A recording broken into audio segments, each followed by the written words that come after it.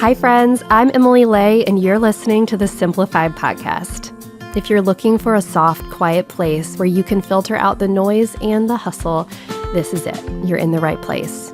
Every week, I pop into your ears and invite you to slow down and join me to explore practical ways to organize and automate the complicated parts of life so you can focus on what truly matters most. Guys, we are so close to the new year, and at Simplified, we're here to make sure it's your best year yet.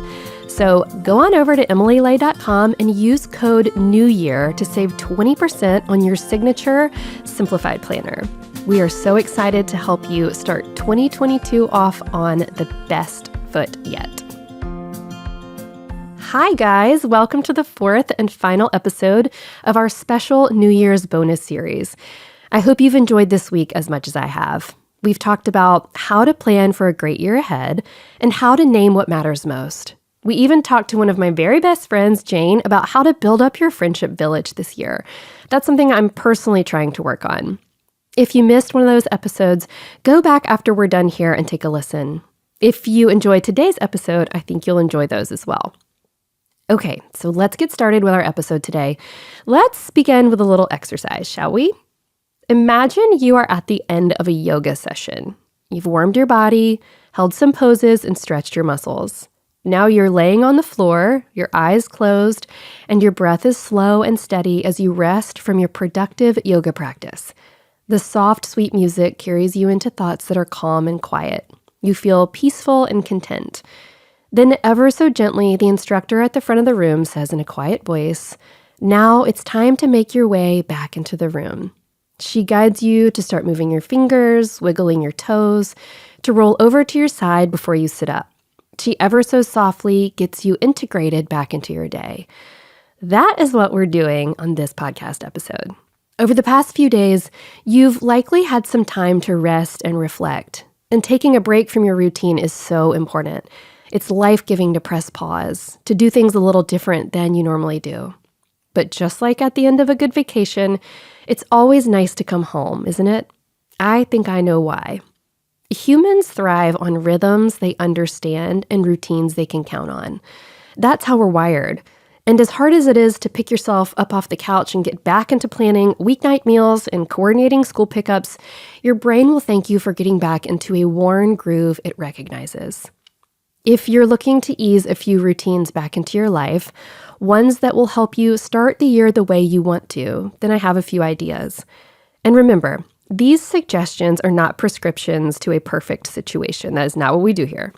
What I'm giving you today are frameworks. They're blueprints you can use to build a foundation for routines that work for you. So here we go.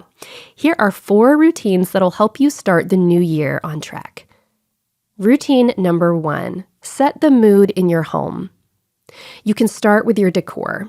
If you haven't put away your holiday decorations yet, I'm not here to shame you, but as you ease back into your year, you might want to start thinking about putting things away.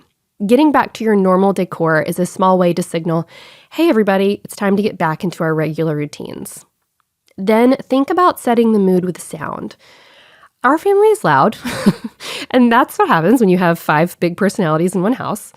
But during our morning and evening routines, when things have a tendency to unravel, I turn on some of our favorite songs. The ones that are slow and super chill, and it sets the vibe I want for our home. I actually have a slow mornings playlist I love on Spotify. I will link to it in the show notes. Now let's talk about scents. Who doesn't love a delicious scent wafting from a candle or scent warmer? It's so soothing, especially if you have a favorite scent. It's one of those things that says, hey, you're home and you're safe. And lastly, let's talk about lights. I've always found that light makes a bigger impact on my mood than I think. In the morning, open up the curtains to let the soft, natural light pour in. And at night, make sure you're using soft lamps or dimmable overhead lamps so you can create a soft glow to settle in. Now, I want to acknowledge something about this section and what we've just talked about. We talked about things like scents and sounds and lights. And that might feel really kind of like fluffy and like it doesn't matter. But I invite you to give yourself permission to think about those things. Sometimes the most tactical things in life, it can feel like they don't matter. Like they're fluffy and there's just so much more important deep stuff we need to be thinking about when it comes to routines or rhythms. But these kinds of things actually really do make a difference. So take a few moments to really think through those things and don't just gloss over them. They really do make a difference. Routine number 2, ease back into morning and evening routines. Ready or not, here come the weekday mornings and evenings. Whether you're getting yourself ready or helping someone else, having a weekday rhythm brings a little more predictability in times of day that can go off the rails. Your mileage may vary, but here's a rough outline of how most weekdays go in the Lay House. In the morning, I try to wake up before the kids so I can have some time to myself and enjoy my coffee and peace and quiet. Then the kids get up, get dressed, eat breakfast. We do one last check to make sure everyone's presentable and backpacks have everything they need, and then it's off to school and mom gets to work. In the afternoons, I finish work and usually go get the kids. When the kids come home from school, I go through their backpacks, clean out their lunch boxes. We have dinner together, and while we're cleaning up, Brian and I will pack lunch boxes for school the next day. Kids do bath, stories, prayers, and bedtime. Then it's bath time for me. Seriously, I love a ritual of a bath. I take one every day. The warm water, the bubbles, the bath salts, all of the things. It is the most relaxing thing for me. It doesn't go like that every day, but that's usually what we aim for. Even if the schedule deviates a bit, that's okay. I know that this is a rhythm that works for us, and I know we can try for that rhythm again tomorrow. Routine number 3, get back to Sunday prep. Sunday is one of my favorite days of the week, and I've found it's a perfect day to set myself up for success for the entire week ahead. In fact, I think Sunday prep is so important that I added a Sunday prep checklist to every Sunday in every single Simplified planner we make. I gave the ins and outs of Sunday prep in episode 25 of this podcast. It's an episode we called, very creatively, Planning for the Week Ahead. And it is actually one of our most downloaded episodes ever. I think that's because it's so practical and doable. Essentially, Sunday prep has 4 steps. Take a note of tasks and appointments for the week, plan meals for the week, tidy up for a clean slate on Monday, then fill your tank and enjoy what matters most. This is such a simple and effective way to get the week started on track. And it takes me maybe an hour or 2 over coffee to get it all done.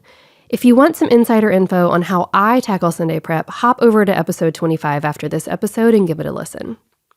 Routine number 4, schedule rest and fun traditions. Not all joy happens spontaneously. Sometimes you have to make room for it. That's why I build fun traditions and schedule rest into every single week. You can plan for something as simple as pizza on Fridays or cinnamon rolls on Saturdays. You can pencil in some time for yourself, whether it's getting up before everyone else to read a book or a quiet time in the bath every night like me. You can make sure to schedule some vacation and mental health days every once in a while. Here's the thing. When you're building muscle, you can't just keep working it with no breaks. Rest and recovery are part of the process of making a muscle strong and healthy.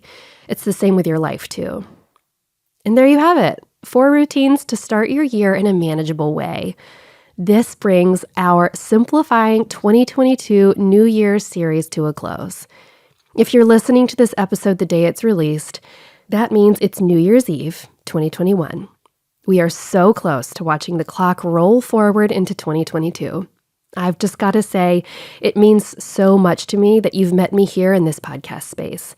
I love getting to spend time with you every single week, and I've learned so much from all of your comments and reviews and suggestions. So thank you for being here today. Thank you for your kind words and constructive feedback. I'm so grateful for you, and I hope we never stop learning together. As we close out this episode, I'd like to say a blessing for you as we leave this time together and get back into our days. May the year ahead bring you days of unstoppable joy. May it be a year where you learn and grow and thrive. May you lend a helping hand to those who need it. And may you know the light of love today and every day after.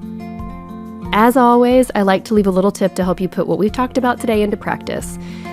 Is there some part of your day that doesn't feel as smooth as it could? Maybe your morning feels frazzled, or it feels like such a struggle to put dinner on the table. Whenever you feel your anxiety bubbling up, make a mental note. It might help to take a closer look at your routine for that part of the day. When the twins were little, I had the hardest time getting both of them dressed and out the door in the morning. Finally, I had a realization. I was trying to dress 2 toddlers at the same time, which was basically impossible because that meant one was running away and getting distracted. So I decided to change our routine. I started getting Tyler ready first, clothes, shoes, hair, all of it, and then I'd find Caroline and get her ready. It was so simple and easy, but it made such a difference in my frustration and in that time of day. Such a difference. So take a second look at the thing that's frustrating you. Sometimes the solution is a bit more simple than you think. Thank you for listening to the Simplified podcast. I hope today's episode helped you ease out of your holiday break and back into routine in a gentle and manageable way.